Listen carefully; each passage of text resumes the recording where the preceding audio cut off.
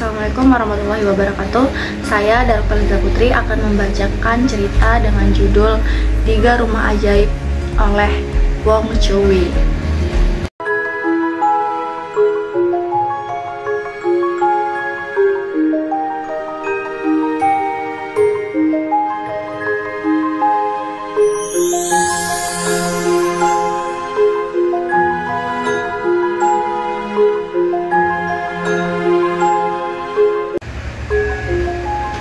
Pada suatu masa, di sebuah negeri hiduplah seorang kakek yang cerdik cendekia.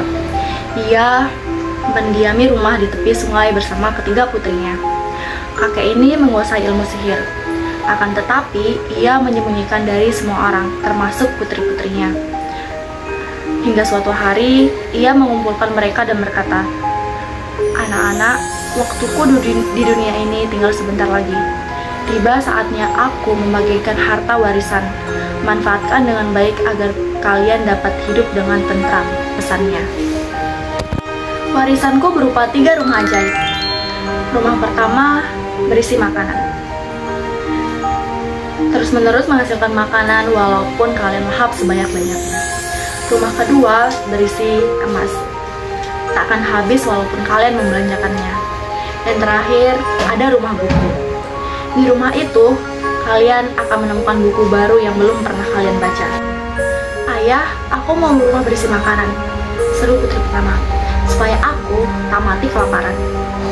"Berikan padaku rumah berisi emas," putri kedua merajuk, "supaya aku bisa membeli perhiasan dan pakaian yang aku mau."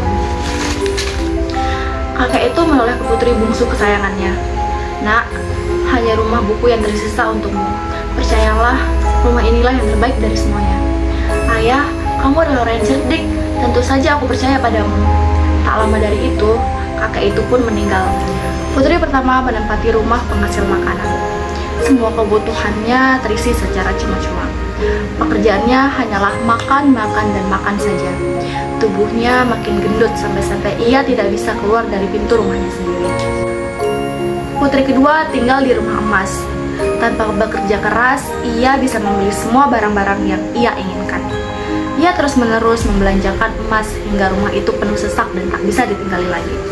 Sementara itu, putri bungsu menghabiskan hari-harinya dengan membaca. Bertambahlah ilmunya dan jadilah ia seorang yang cerdik dan cendekia. Dengan ilmu yang dimilikinya, ia menolong orang lain sekaligus bekerja. Orang-orang memberikan upah yang cukup untuk membeli makanan dan apa yang dia butuhkan. Kendati punya uang, ia dapat berhemat karena mempelajari aneka keterampilan yang bermanfaat dalam kehidupan sehari-hari, seperti memasak, menjahit, dan membuat barang-barang sendiri. Kabar tentang kepakarannya pun tersiar hingga seluruh negeri. Orang-orang berduyun-duyun datang kepadanya, termasuk kedua saudarinya. Ia tak pernah pelit ilmu, justru sangat senang jika orang-orang mau belajar darinya sehingga ia makin bijaksana. Orang-orang akhirnya bermukiman di sekitar rumah buku. Si bungsu dengan senang hati membuka pintu rumahnya untuk warga sekitar. Ia mengisi hari-harinya dengan mengajar dan menyumbangkan buku. Ajaibnya, buku itu tak pernah habis. Warga pun menyematkan gelar perempuan cendekia untuknya. Mendengar gelar itu, si bungsu teringat akan mendiang ayahnya dan berkata, "Ayah, sungguh kamu telah memberikan rumah terbaikmu." Sekian cerita dari saya. Wassalamualaikum warahmatullahi wabarakatuh. Bye.